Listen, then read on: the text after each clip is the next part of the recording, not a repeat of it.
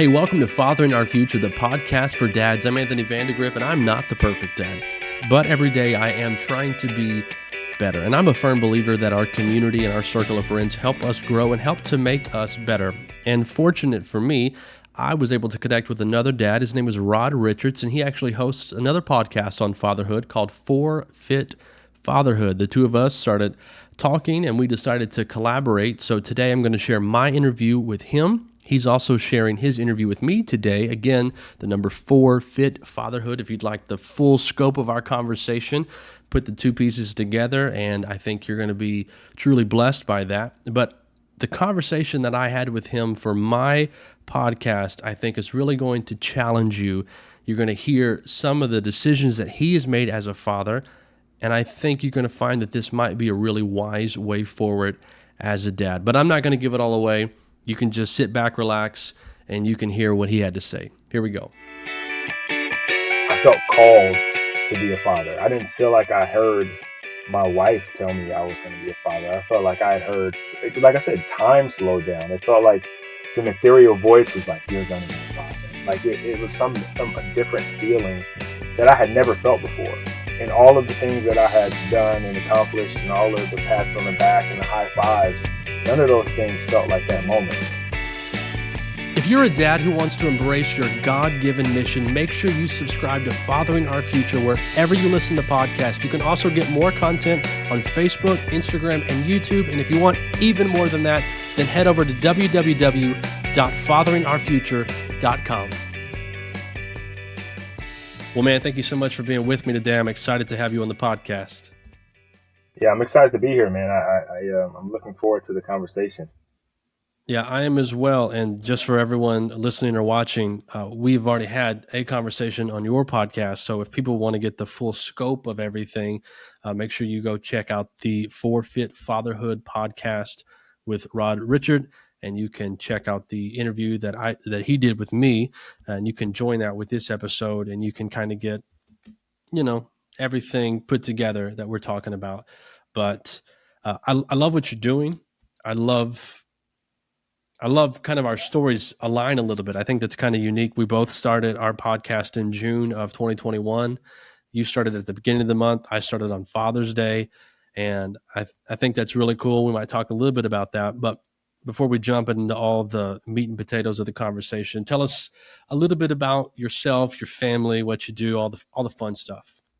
Yeah. So I'm a husband and father of two. Me and my wife have been together for 15 years, but we're high school sweethearts, so it's been like 23 years, I think. So it's been a really long time. But I have two daughters. One just turned 11 a few days ago, and the other is 8, soon to be 9. And they keep me very busy. um, Outside of trying to keep up with them, I do a bunch of stuff myself, right? So I have a gym that I just opened a few months ago. So training athletes specifically. So that is definitely keeping me busy. And then I work with a virtual school as a student success manager, helping middle school and high school students make sure they stay on track academically, and then helping them pursue whatever is the next thing for them. So um, that's the short list of things I do, I guess. Yeah, that's cool though, man. I mean, I love, and my wife and I were actually talking about this not too long ago, just how she wished there would have been people in her life guiding her to those next steps. She thought, this needs to be my path. I need to go and pursue this. And it was just exclusively that. Now that she's 35, she's looking at everything and thinking, man, I could have done really well in this field, or I could have done really good at this job. And instead I ended up where I ended up. And, I don't particularly love it. I'm not doing something I'm passionate about. So I think kids certainly need that. And that's cool that you do that as well. But yeah, so you're the girl dad officially. You got an 11-year-old, an 8-year-old, and I'm assuming you're done, right? Finished. Finito. Done. Yeah, yeah.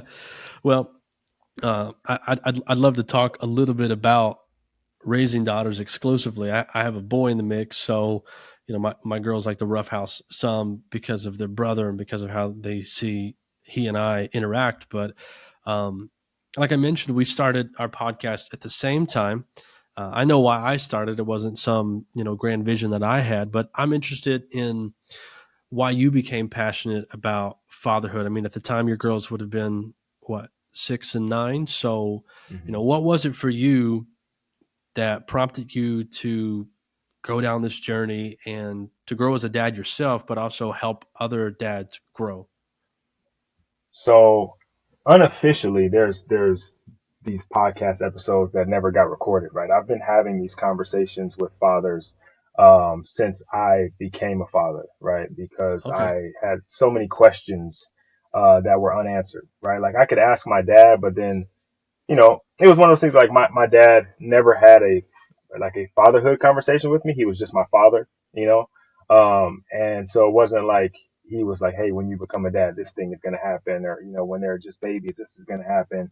And so I was just asking guys that I knew that had kids. I was asking at the time when we got pregnant, I was working with the New York Mets and my coordinator was a father to like 4 or 5. And so I was asking him questions because we were close. And so I was having these conversations with all these people, just kind of gaining information because I had read the baby books.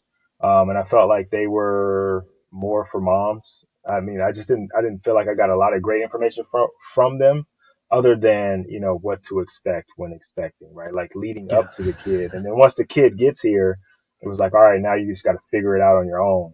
Yeah. So I have been Good having, luck. right? So I have been having these conversations, but just never recorded, just picking guys' brains for free, right? That's Um, cool. but I would say the reason it started in 2020, and I probably have to go back to the beginning of it, is in 2011 when I found out that I was going to be a father. I say it was like one of those matrix moments where time kind of slowed down. And when my wife said that I was going to be a father, it was like I could have stopped a bullet in midair. Like the words Yeah. slowly came out of her mouth, and I immediately realized that that's who I wanted to be, and that fatherhood was my purpose. Mm. Up until that point, I had been pursuing a career. Like I said, I was working with the New York Mets, and I thought I'd achieved the pinnacle, right? I'm a strength and conditioning coach at the highest level. And I was young. I was 27, which is not common to get to that level. So I was like super excited. Um, but when I found out I was going to be a father, I was grounded like immediately. And that same coordinator that I was talking about, I called him that weekend. I was like, hey, I'm not coming back. um, and there's some negotiation back and forth between me and my wife because she's like, yo, I just told you we're gonna have a kid. You can't not have a job. Yeah. So we kind of went back and forth for a few weeks, and eventually she saw where I was coming from. And the same thing with my coordinator. He was like, hey man, look, we're promoting you this year. Like you're moving up. You sure you want to step away? And they made me some offers and some different things. And I just couldn't imagine uh, being being on a Skype call to see my child be born, or I couldn't imagine not being at the Yeah. doctor's visits. I couldn't imagine not being present because when you work for a major league team, you're on the road all the time. Like 6 months, 7 months, 8 months, depending on how good you are, you're gone, right? Or you're just traveling, and then you come home for a few months, and as soon as you get comfortable, you're gone again. And I couldn't imagine that being the life that I lived as a father. And Yeah. so I packed up my bags, came back home, and decided to be present for my family, or my new family that hadn't yet Yeah. come. In the process, though, I came back and I started working for a company and kind of helped build that company to one of the largest athletic performance facilities in Southern California. By the time the pandemic hit, which is the second part of this, we had 6 gyms. We had trained probably close to 50,000 athletes over the course of the 12 years I had been there. So a huge thing. But then Wow. the pandemic comes and it shuts us down. So all the gyms are closed, right? Because in California, everything's shut down. Yep. So I have been working there for all of my youngest daughter's life, for sure, and actually all of my oldest daughter's life. And but I'm home because the gyms are closed, and I'm sitting down to dinner. And my youngest daughter looks over and she's like, "Dad, why are you here? Daddy, why are you here?" Because she still calling me daddy. Daddy, why are you here? And that crushed me, because this is my house. Like yeah, I paid for these lights that you're enjoying, this food that's on the table. Like I'm going to work to provide these things. And even though I was really intentional about the time that I spent with my family, I didn't really realize how much time I wasn't spending with my family. And so that conversation, those words from her, I took that, and that night I talked to my wife, and I was like, you know what, I'm probably gonna resign, because I'm not pursuing my core purpose, right? Because I was helping athletes reach their potential, right? That's a huge thing. That's very fulfilling to see a 7 or 8 year old come in and you train them until they get drafted to. That's phenomenal, right? Like that's Yeah. that's an amazing feeling. But while I was helping these other people pursue their potential and reach their goals, I was leaving my family on the table. And so I let the owner of the company know that I was going to be leaving. I gave him 4.5 months. Hired some people to replace me. I trained them up. Because I had been there for so long, I didn't want to just step away and leave them, just to Yeah. suffer. So I did everything I could to prepare them for my exit. And then I stepped away, and because I was now trying to be present for my family the way that I felt that I needed to be, it put a real center focus on fatherhood. And so that's when I started the Instagram page at that point. And then I was still having conversations with fathers, but these weren't being recorded. And my wife was like, you know what, why don't you just start a podcast where you talk to guys about that and you record it? Like you really seem to like it. Why don't you guys just record it? And so that's how it started. I think the first couple was just me talking about things that I thought were important. And then I kind of got a friend of mine on there. We talked, and it felt good and felt like it was useful. Hopefully for somebody. Nobody was listening at the time, but felt like it was useful. It's how it goes for all Um, of us. yeah, and so I just kept doing it, man, and just kept going. And I would say, like, even the Instagram thing, Instagram was me and like 4 or 5 other people just back and forth. I was liking stuff they say, they was liking stuff I say, and then it was crickets until probably last year, and then it kind of took off. But it Yeah. was all birthed out of this real feeling of there's one. I didn't feel like there was enough information out there for fathers. I felt like I was actively looking for it and wasn't finding it. I Yeah. felt like the guys that were fathers weren't having enough of these conversations. I would say my dad is a good dad, but he never had a fatherhood conversation with me, knowing that someday, potentially, I was going to be a father. Like guys just aren't sharing this information. And Yep. so I was like, you know what? I can't complain about it if I'm not going to do something about it. And so That's that's good. where we are. That's cool. Yeah, I think that's really neat. Like you talked about with your dad. My dad, I drew the same way. Good dad, but never had to talk with me about being a dad. And I think that's one of the things that's been a problem for our generation is we grew up with men who were great men who were really good and keen on teaching us to grow up to be men. But what they didn't do is teach us about these other two evolutions that we have as we continue to grow up, and that is when we become a husband and then Hmm. when we become a father. And so I'm with you on the need for content for dads. And I love that you do it and that I'm doing it and that other people do it because not one voice is going to resonate with everybody. And the more voices out there talking about it, the more people joining into the conversation. I mean, that's how I would view that. Even people listening to this podcast, I'm going to say that they're joining in on the conversation, they're being a part of it. I mean, the more people that join in on the conversation of fatherhood, I think the better the next generation will be, not just of men becoming dads, but also, girls growing up to be, standout women. I think the influence that we bear as fathers is just so significant and so impactful. And if we're not having the conversation to better ourselves, to grow as they grow, then I think we're going to fall short of that goal. But I think it's so interesting because I'm going to say you were better than I was when you were expecting to have kids. I remember my wife told me like she was finally pregnant, and it was one of those things like I didn't know what to feel. So I was never really overly emotional. Hmm. And like I knew I was supposed to be happy and I knew I Hmm. was supposed to be like, oh, this is wonderful.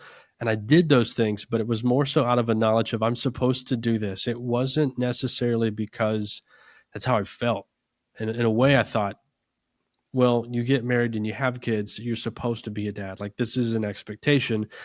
And because of that, I just had an expectation that I'll be an okay dad because men have been dads from the beginning of time and the human race is still here. So, I mean, I can't do that bad of a job, right? Like that was kind of my perspective on it. So I wasn't having these conversations. So I'm curious, what is it that drove you to have those conversations? Is it just you were so passionate and locked into the idea of becoming a dad and that you just love the idea of it so much that you just wanted to be the best dad that you could be early on? Was it your upbringing? Was it like, is it, the lack of conversations that you had with your father? What was that inspiration to start having those conversations just in general? Yeah, it's funny.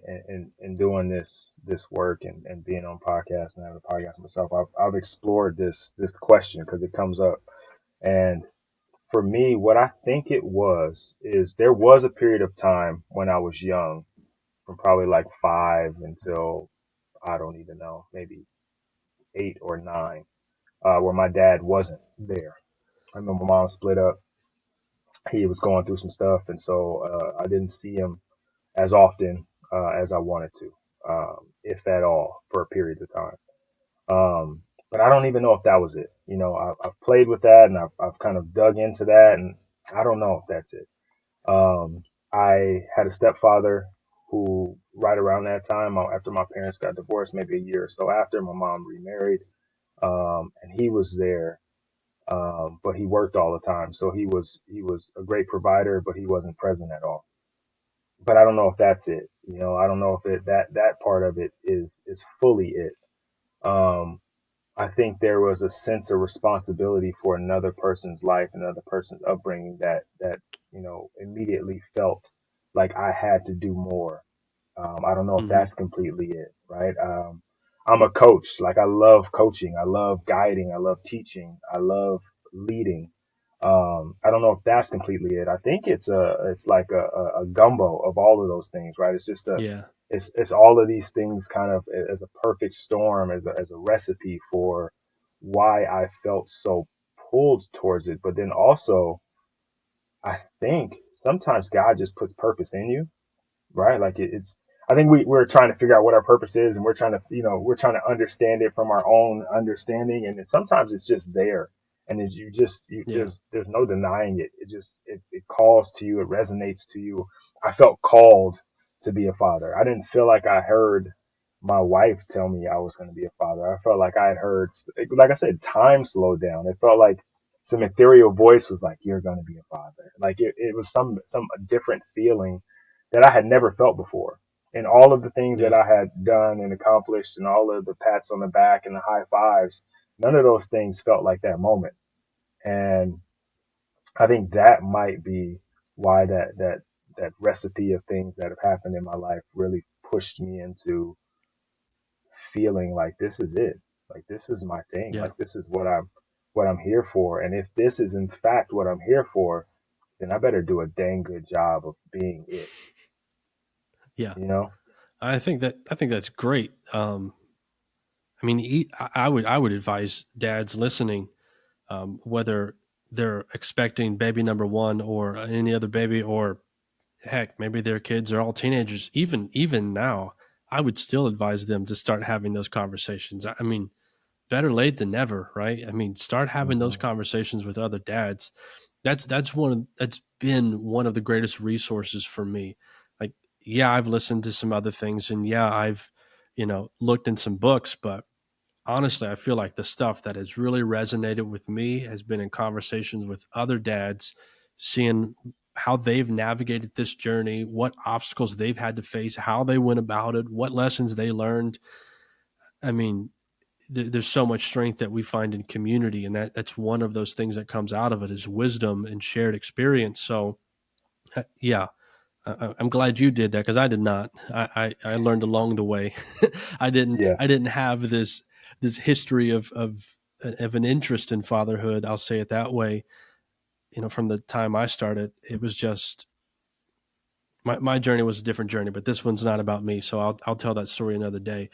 But I thought it was cool while you were telling your story that you just up and left your job with the Mets, and you're so you were officially done with that job before you even had like a baby in the house, right?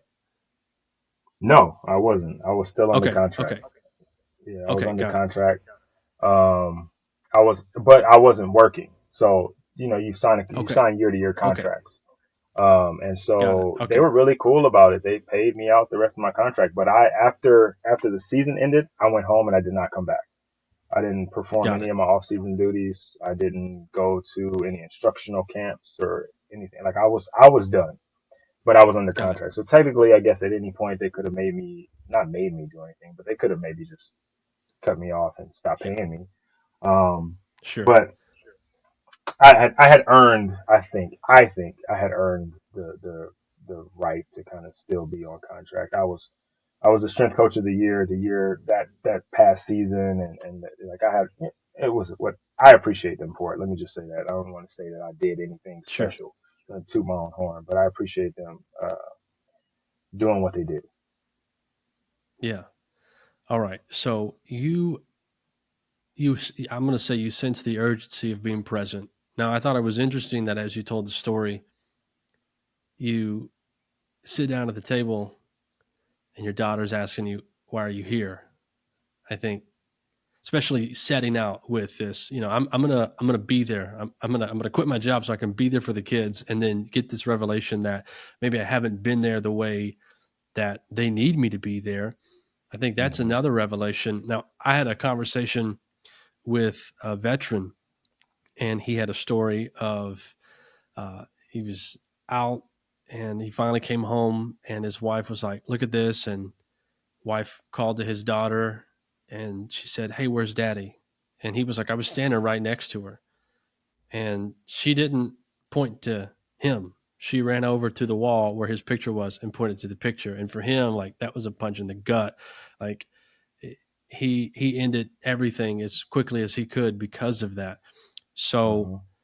uh I'm just curious, like what kind of changes did you make? Did you know what changes to make when your daughter said that to you? Did you seek more counsel and have more conversations on how to go about that? What went down inside of Rod Richard whenever that hit? So immediately I was crushed, right?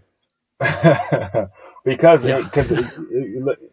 like this is my youngest daughter who says it, right? And so she is, I think she might have been in like preschool, like Montessori school, and Okay. so I'm spending more time with her actually, right? Because I'm taking her to school, right? We hang out in the mornings until she can go, and then on Friday she doesn't go, so we spend all day Friday. Like I'm setting my schedule up, so me and her really are spending a lot of time. My older daughter's in regular school at this point, so you know, Okay. um, so like for her to say it, I'm like, dang, like I'm really spending time with you, but you don't feel like I belong here, like I'm a foreigner here.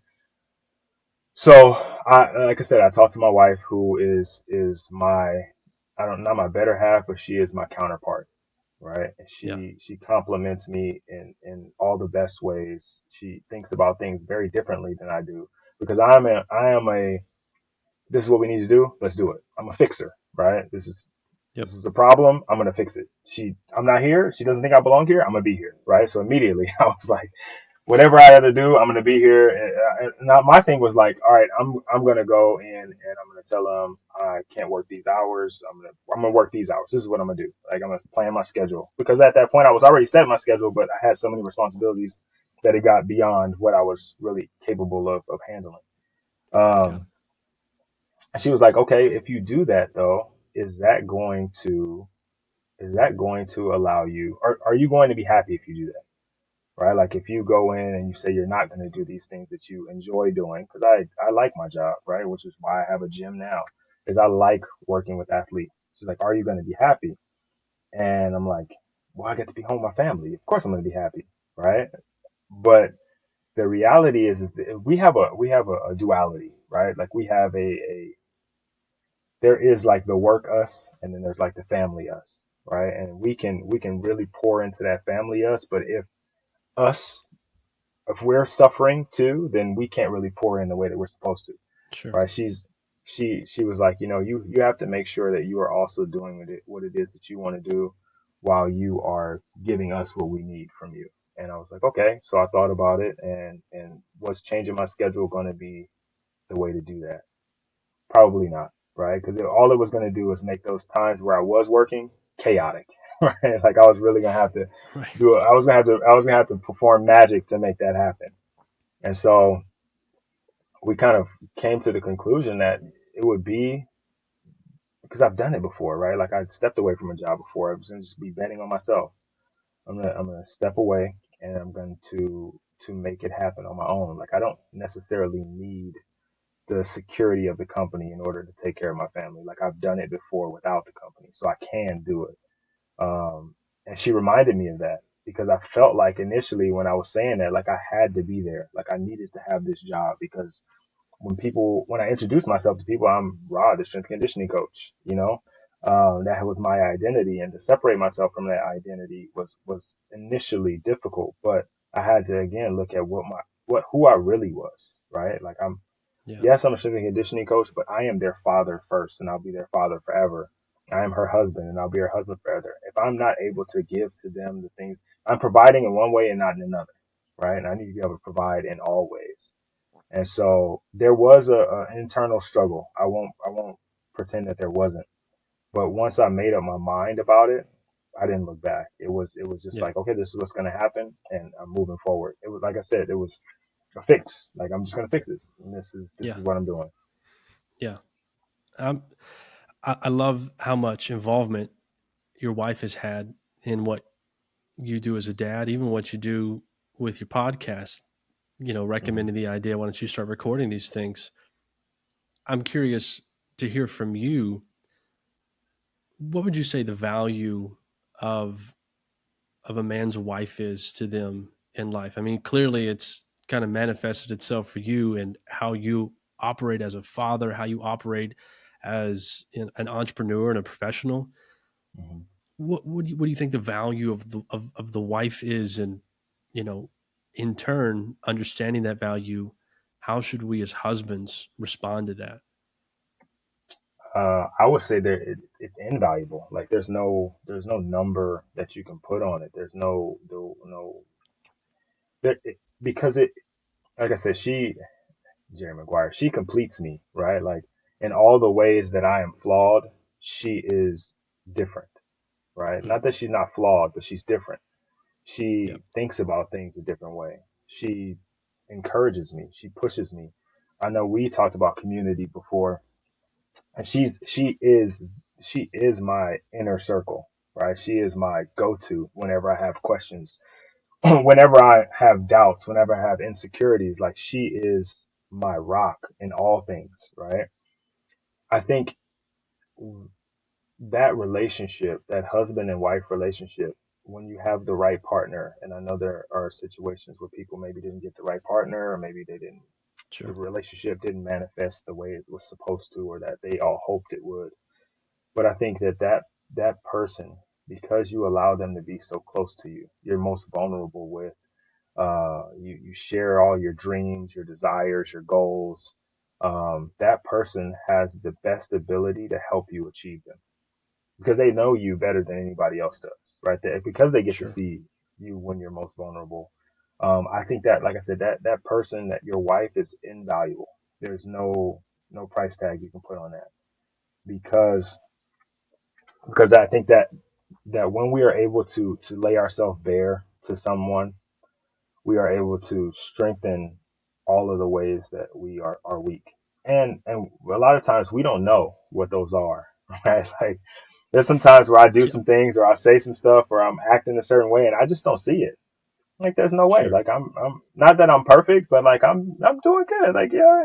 And she'll be like, yeah, that ain't it. That's not you. That's not Like I appreciate even with like the podcast now, like she suggested that I started, but even sometimes because she doesn't listen to it often, but she'll listen to it every once in a while. She'll be like, "Oh no, I don't know if you weren't your kind of yourself. Like maybe you should try that."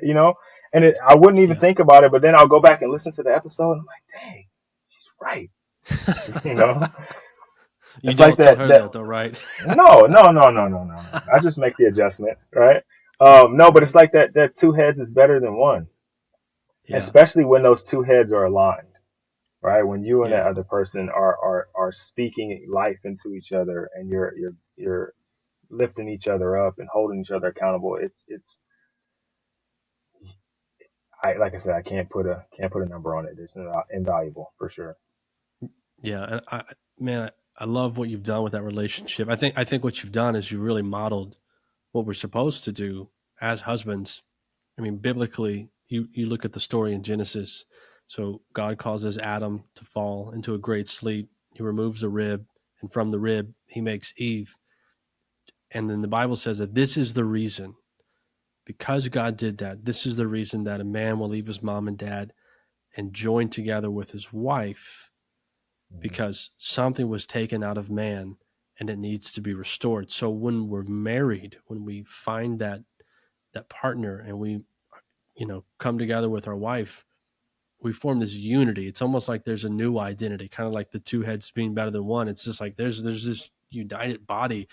And I think mhm, when we really step into that and we understand that, it's not just me flying solo. I'm not just in some, business arrangement with this person where I've got 51% equity and they've got 49 and we're just doing this thing together.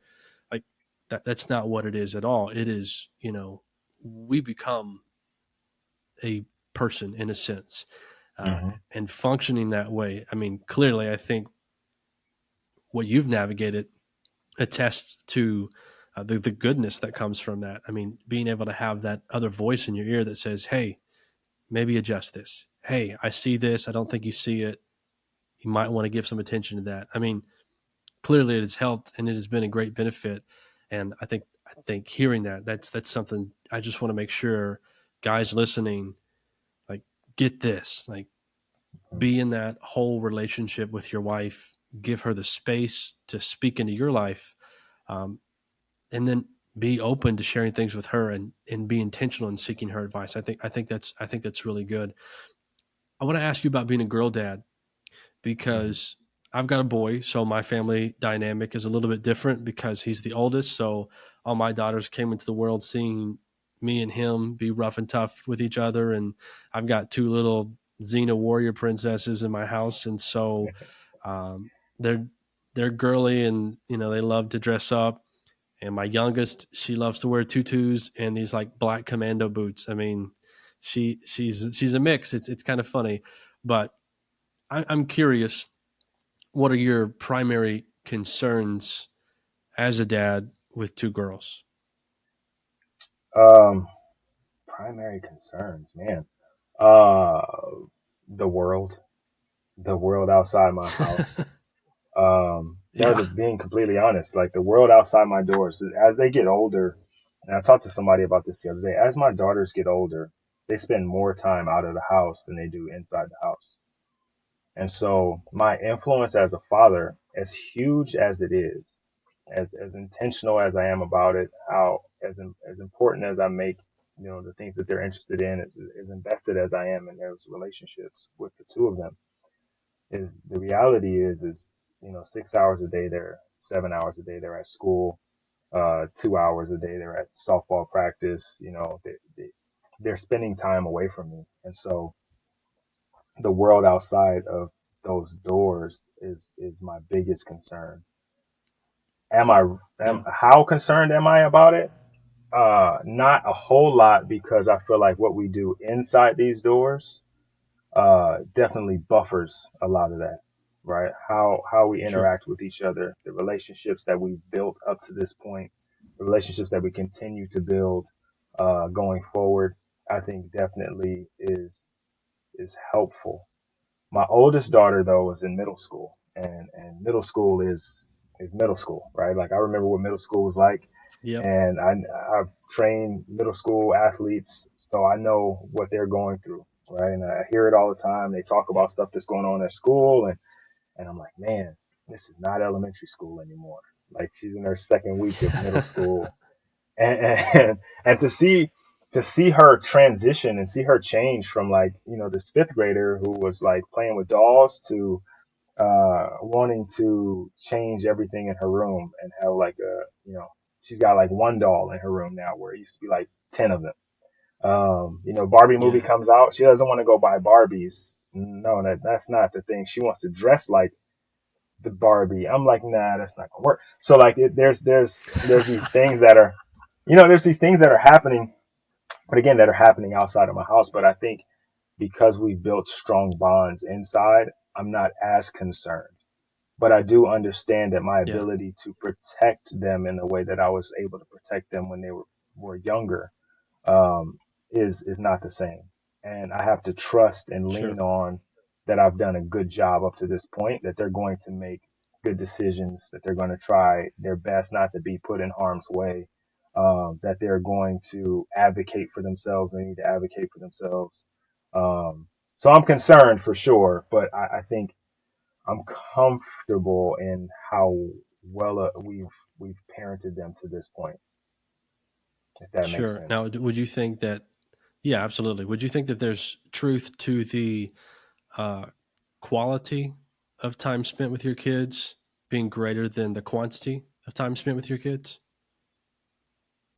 Yes, I think there's definitely truth in the quality versus quantity scenario because, like I said, I get less time with them, but the time that I spend now with them is committed to them, right? Because of the fact that I don't get That's good. more time with them, right? So because we Yeah. may only get a few hours a day together, the morning getting them ready for school, picking them up for school, while they're at practice, I'm there, but they're not with me. If anything, I'm with them. Sure. Yeah. They're doing their thing. Right. We eat dinner. Now it's time to get ready for bed. And so, a lot of our time is like, okay, on the car rides to and from places, we're having conversations about life, right? We're talking about things that are going on for them, Yeah. things That's that good. happened at school, what's happening with their friends. They're asking me questions, I'm asking them questions. We're having conversation, like we're building our trust and our relationship during that time. I'm trying to teach lessons if I can, right? If I can sneak them in there in between what somebody did at school that was funny. Um, Yeah. but I think That's because of good. the quality, because of the limited quantity, the time that I have has to be quality and it has to be intentional, right? Because Yeah. it's very easy to take that car ride and I just turn the music on and we just drive, right? And we all get lost in the moment and we miss that out. We miss that, right? Or they come home and it's very easy to be like, go get ready for bed and I'm just gonna, stay down here and watch ESPN. Those things are Hmm. easy, but it is that what you really want? Is that what I really want? Do I really need to see the highlights of preseason football right now? Like, do I really care? Like I do, Yeah. it's cool and all, but like at the same time, like no disrespect to these guys, but that guy that just returned the kick, I'm never going to see him again. He's not going to make the 53. So I would Right. rather spend the time building this relationship with my daughter, because I know that's going to go a lot further for me and for them. Yeah. Yeah. That's so good. And I love what you said about just the car ride home and having conversation during that time. I think as dads, like we want to do big and extravagant things for our kids. Like we want to take them all over the world and just let them live it up and give them all the things that their heart desires. But those big things mean less to them than those little moments that we can have with them. I mean, I think you do so much good, even in a car, just having a conversation, that 20, 30 minute, however long the drive is, just that Mhm. intentional conversation, that time of communication, which, like you said, it does build trust and it does build relationship. Like that is what they're going to remember. It's all of the moments of intentionality. Like they probably won't remember the exact conversation every time you speak to them, but they Right. will remember that me and dad talked a lot. Like dad was intentional about talking to me. Didn't matter where we were, didn't need to be the right setting. Like, yeah, it was great when it was a daddy daughter date, but sometimes it was just in the car ride home.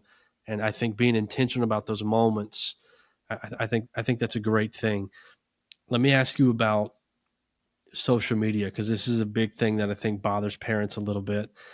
Mhm. And now your girl's getting close to that teenager age.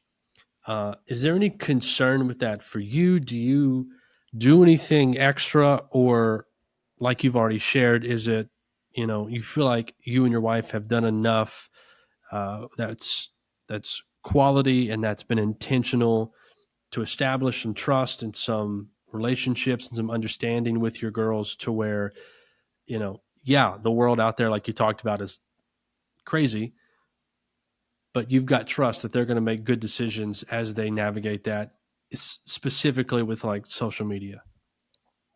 Yeah, the social media thing, right? Let me say this. I don't feel like, I feel like we've done enough up to this point, but I think there's a lot of work still to be done, right? Because Okay. my daughter doesn't have a phone yet. The oldest. Okay. She has a Apple Watch that she just got for her birthday, but she doesn't have social media. They do go on Okay. YouTube and do YouTube Shorts, and that's social media, but it's not the same, right? Sure. Because I'm active on social media through the podcast and through Instagram and all the things that I do. I'm aware of what's out there waiting for them. So it is we're pre-gaming conversations right now, right? Because the game is coming. Like you said, she's going to be a Yeah. teenager. We told her she can get a phone when she's in eighth grade, so it's coming, right? And she's trying to chip away at that as much as she can, because all of her friends have had phones since like the third or fourth grade. Um, so we're expecting it to come, but we're having the conversations now. This is something I talk about with my wife, and I tell guys sometimes is you have to talk about war during times of peace. And Hmm. and I'm not saying that social media is war, but it is though, right? Because the Sure. algorithm and these social media platforms are fighting you for your children's time and attention. And Right. so it is going to be a war at some point. And so while it's a time of peace and we don't have that around, we're talking about, hey, some of those things that you see on social media are not real, right? Some of those things that you Yeah. see are not to be done. You just probably shouldn't do it. It might be funny, right? But it's not for everyone. Understanding why you're seeing some of the things that you're seeing. Why are some of those ads popping up when you're looking at your YouTube video? Like, why are some of these things happening? Having those conversations, I think, ahead of time um, helps to prepare them for what's coming next. Puts them in a better mindset for what they're seeing in front of them. It's funny. We went to Disneyland last night actually for my daughter's birthday. It was her birthday gift. We probably shouldn't have went because we stayed too late and they struggled to get up this morning, but we went. And they saw on YouTube, because now when we're going somewhere, they like to study, right? So they saw on YouTube, some girl went to Disney, and if you give the Rise of Resistance, if you give them a lightsaber, they're supposed to take you to the front of the line. So I'm like, oh, okay, cool. We had an extra lightsaber, like a little blow up one, a little cheap one. So we take it and we get to the front of the line, or we get to the line to give to the lady. And she's like, that's not real. She was like, matter of fact, the lady who made that on YouTube, she got a lot of attention, but she's banned from Disney for life. And so I was like, perfect, perfect. See, girls, see what I was saying about YouTube and like social media not being real, and we can't believe everything we see. Like it was like the perfect storm. Um, but like just having those conversations, like my daughter's friends do TikTok dances, and she's like, I don't never know the dances that they're doing, and I'm like, okay, but okay, so the dance that they did last week, do they still do that dance? And she's like, no. It's like, all right, then you didn't miss anything. It's over. Like Yeah. you know, it wasn't as important as you thought it was. And Yeah. understanding that, understanding that you don't have to be a part of the wave. Like you can kind of sit some things out and see what's really going to happen. Before you just jump in and get swallowed up by all of the things that are going on. So I think we've done enough up to this point, but we still have work to do because it is going to, I think social media is not going anywhere. I think it's going to become more and more attractive to younger children. I think it's going to Yeah. try, I think, people who are on content creators, and I'm a content creator myself, so I can't pretend like we're not doing things to draw people's attention. So I understand Right. that piece of it. Um, but I know little people are impressionable, and I know that I have to Yeah. I'm gonna have a big responsibility on being present and being aware. And this is where having those conversations come into play, though, is because if they see something, even on YouTube now, they'll see something that is like, and they'll come and ask, like, hey, what is That's this, or good. what is that, or I don't know if I should be watching this. This is my youngest will say. She'll like it'll be on. She won't change it right away, but she'll say out loud and you'll hear her, I don't know if I should be watching this. And I'm like, all right, change Yeah. it. you know.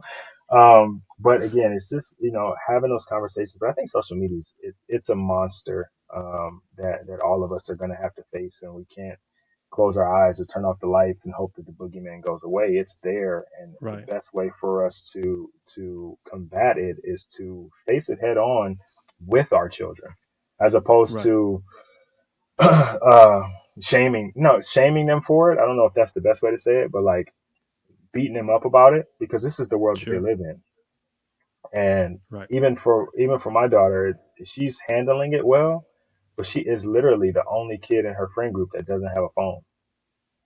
And so, that's kind of a weird thing. Is like, everybody's on their phone and she's just kind of sitting there like, hey, what are you guys doing? Like looking over somebody's Yeah. shoulder. And that's Yeah. only going to be comfortable for her for so long. And so, like I said, we have to make sure that we prepare her for when she does get that access, and how to Yeah. handle it, how to navigate it. Yeah, I think that's good that you've had conversations about that. I mean, I love that that's kind of been threaded throughout this conversation that we're having is just being intentional about talking to your kids about whatever it whatever it may be. How was school? How's your day? What are you thinking? Oh, what did you watch today on YouTube? I mean, going through those things because, like you said, social media is not going anywhere. A friend of mine sent me an article a few days ago. I don't know if it had officially happened yet or if it was predicted to soon happen, but the article was about TikTok becoming a larger search engine than Google, and I was like, "Geez, like I'm not on TikTok. I've just heard negative things about it, but I'm thinking maybe I should get on TikTok and try to reach more people." And that's the thing about social media. It's not all bad. It's like Hmm. the internet. It's not all bad. There's plenty of great things that you can get through social media and through the internet, but if you flip the coin over, the opposite is abundantly true. And so, you know, helping your kids understand like this is how we're going to deal with this. Now, I'm curious, how much backlash do you get from your daughter about not having a phone? Is it something that comes up occasionally? Is it something that comes up regularly? Or has she just accepted the fact that mom and dad have made this rule? I'm going to honor, respect it, and I can't wait until I'm an eighth grader. More of the second, and a reason, and like you mentioned before, it's because we've had the conversation. And we've Yeah, had to, right? Like I said, since third or fourth grade, her best friend has had a phone. And so we've had to have that conversation for so long now that it's like, yeah, okay, I'm whatever. It's whatever. Like she's okay with it. She understands why we say it. I think to the best of her knowledge, she understands it. And she's content with trusting that we're doing what we think is right for her. that's good. Not that she doesn't ask every once in a while. Not that she doesn't like drop something in there. Like my father-in-law, her grandfather updated his phone and he got a new phone, but he still had the old one. And she's like, "Oh, grandpa, can I have your phone?" Like, no, you can't have grandpa. So, she's doing what she's supposed to do as a kid, right? You kind of push Right. the envelope a little bit whenever you can, but she isn't complaining too much. Her Yeah, getting the Apple Watch thing was a big deal, right? Huge. She was on it, texting her little friends, talking on it. She's checking GPS. She's doing like little random stuff, right? She wanted me to put Spotify sure. on it so you could listen to music. But here's the crazy part: is so her birthday was August 8th. We got it for her at like the beginning, like the August 1st or something. The last 3 days, I don't even think she's noticed. It's on the charger. She hasn't picked it up or grabbed it at all. Like she hasn't said Wow. anything about it. I haven't seen her do anything with it.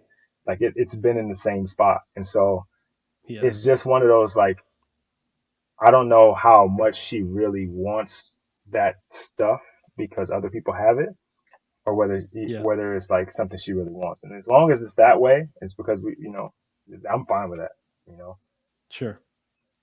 Yeah, I think that's neat though, because what you're doing, whether whether or not she always loves the idea, is you're allowing her the opportunity to actually look at the world and see everything that goes on around her. I mean, Hmm. I worked in the downtown Dallas area for a little while, and there was not a single person on my walk to the office who was not like nose deep in their phone while they're trying to walk down the street. I mean, they walk in front of cars all the time. They're just idiots. It's unbelievable. But they've got their phone right here, or they've got the phone and huge headphones are blasting music. Like they're not paying any attention to anything else around them. And there's so much to see, but people get captivated in the screen. And so I don't know. I think it's a good idea to follow the model that you've set forth to allow them to live their life without a phone for some while at least, just so Hmm. they can take in everything else. I think that's good, and it sounds like it's necessary for us to have those conversations regularly, Yeah. just to keep everything on track. Hmm. So let me do this. Let's wrap things up. I want to ask you what I always ask dads. And what's the best piece of advice that you would give to dads today? Ooh, the best piece. There's so many, right? There's so many things because the fatherhood I thing know is just so I'm setting comprehensive. you There's so up. many. This is a difficult. I'd rather you ask me a specific question, but that's fine. I'm gonna answer this one to the best of my ability. And what I will say is you have to be the father. There's two ways to say this, maybe more. Okay. You want to be the father that you needed, right? And that's kind of twofold in itself. Is either you didn't have the father that you wanted, so you be that kind of father, or you be the exact kind of father that you had because that was a great father. On the Okay. flip side of that coin is you be the father that they need, right? No matter what Yeah. that means, right? It's different than maybe your idea of how you were going to be a father walking into this thing, or how you were going to parent them in a certain situation. You're going to father in a way that's best for them, not in what you think is best for you. I think that's probably the best general information that I can give. Like the general advice is be the father that you needed, be the father that they need. Yeah. I think that's good advice, and I'm glad that it's general, because I like listeners of the podcast rather, to do some of the hard work and the homework that Mm, is associated with listening to this stuff. Like, okay, now I've got to go home and I've got to unpack. What does it look like for me to be the dad my kid needs me to be? What does right. it look like for me to be the dad that I needed? And then actually figure that out. There's a lot of self awareness that has to come from that, and self reflection that has to come out of that. And if we're not doing those things, the reality is we're probably not growing. And if we're not growing as dads, yeah, we're in trouble, but so are our kids. And so I think that's really important. But that's great advice. I appreciate that Yeah. advice. Rod, I've had fun with this conversation, and I have enjoyed so much of what you have shared. I'm going to take so much of this to heart, because I've got a couple little girls that one day will be where your little girls are, and even beyond that. So yeah, I'm going to stay in touch, and I'm going to earmark this one to reference at a later time. But I'd like you to have the opportunity to tell everyone listening today how they can find more about you and what you do with a podcast or whatever else. You let them know. Yeah, I think the best way to find me, to follow me, to get in touch with me is through Instagram. I think I'm most active there. And it's at 4 Fit Fatherhood, the number 4 Fit Fatherhood. Um, there's a website, same thing, 4 Fit Fatherhood. That's where you can find the podcast, and it's everywhere. It's distributed everywhere as well. But if you go to the website, you can kind of get some direct information there. And what's funny is people, when I reply to people on Instagram, for whatever reason, because of the size of the following, they feel like it's not like a real person. And when I reply back or I answer stuff, they're like, "Whoa, I didn't expect you to say anything." But I'm Yeah. literally the reason why I'm doing it is not for the followers and for all of that stuff. It's literally to help fathers and help men become better. So of course, if you ask questions, I'm going to answer, unless it's crazy, Yeah. right? And even sometimes when it's some of that like off the wall stuff, I'll still Right. answer. I just won't answer maybe what they want me to answer, but I'm Right. still gonna, I'll still definitely, reach out and do my best to help wherever I can.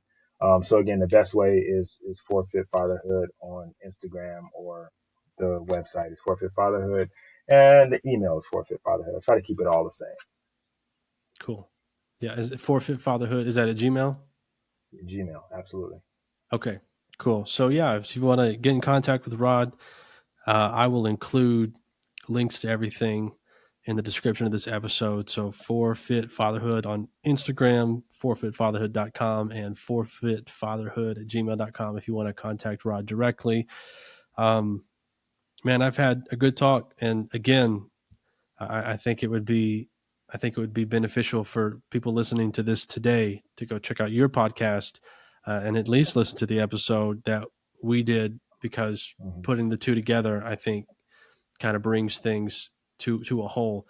And so Yeah. I would highly encourage that. But man, I really appreciate your insight, your wisdom, your experience that you have shared, and we'll stay in touch. Thanks for being with me today, man.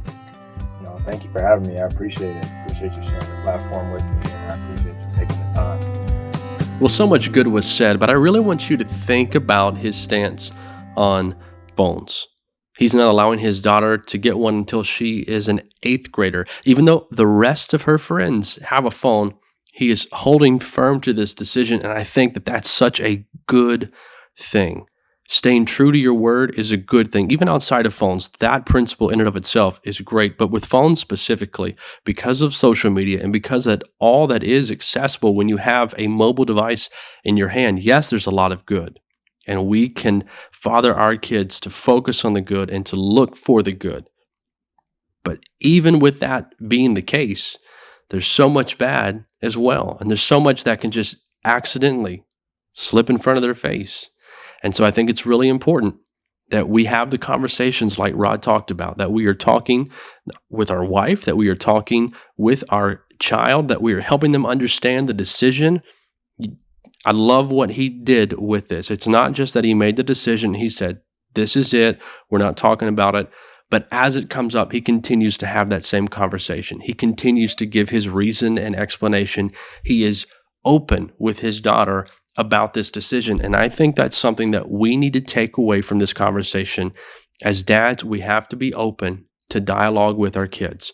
We have to stay true to our word, but we have to have a reason and an explanation for our decisions. Don't be the dad that simply says, I told you so, and because I said it, that's the way that it's going to be. Have an explanation.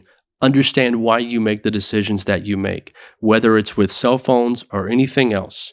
Know why you say what you say and have those conversations with your kids and be willing to hear them out. Because who knows? Every once in a while, they might prove your reasoning wrong. And hopefully you can swallow your pride and accept that. But I hope today's conversation has really blessed you. Again, you can catch his interview with me on his podcast. That is the number 4 Fit Fatherhood. You can find that wherever you listen to podcasts, and you can get my end of the conversation. So I hope you put the two together. I hope you'll follow Rod and see what he's doing. I hope that you'll allow him to benefit and bless you as a father as well.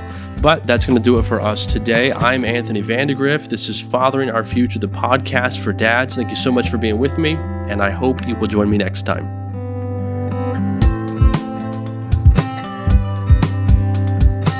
Thank you again for listening to Fathering Our Future. If this episode has served you, or you believe it will serve another dad in the future, make sure that you leave a like, a comment, a review, or share this so that it can reach another dad. And so that you don't miss out on another episode, make sure you subscribe to Fathering Our Future wherever you listen to podcasts. And again, for more great content, head over to www.fatheringourfuture.com.